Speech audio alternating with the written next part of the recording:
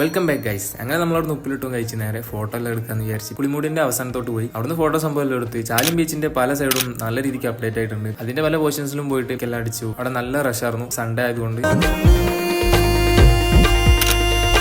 പിന്നെ അവിടുന്ന് നേരെ ബേപ്പൂർ പോകാൻ വേണ്ടി ജങ്കാർ കയറാൻ പോയി. ഇത് അവസാനത്തെ ട്രിപ്പാണെന്ന് തോന്നുന്നു. അതായത് ജങ്കാർ 6:30 വരെ ഉള്ളൂ. ചെറുതായിട്ട് ഇരുട്ട് വന്നപ്പോൾ എനിക്ക് ഡൗട്ട് ഇത് അവസാനത്തെ ട്രിപ്പാണെന്ന്. അത് വിചാരിച്ച് ഞാൻ നേരെ ഈ ഒരു സൈഡിലൂടെ ഓടിക്കയറി ജങ്കാറിലോട്ട്. നിറഞ്ഞു മധുഗണമതിലായി മനം. ജങ്കാറി കയറിയ പിന്നെ വണ്ടി അങ്ങ് ഉലയാട്ടോ. അതായത് ജങ്കാർ ഉലയുന്ന കാരണം വണ്ടി കയ്യിൽ നിന്ന് പോയെന്ന് വിചാരിച്ചാണ്. പക്ഷെ എന്തോ ഭാഗ്യത്തിന് തിരിച്ചു കിട്ടി. ഇതുപോലെ ഒരു എക്സ്പീരിയൻസ് ആദ്യമായിട്ടോ. വണ്ടിയിൽ ലോഡ് ഉണ്ടായ കാരണം തോന്നുന്നു.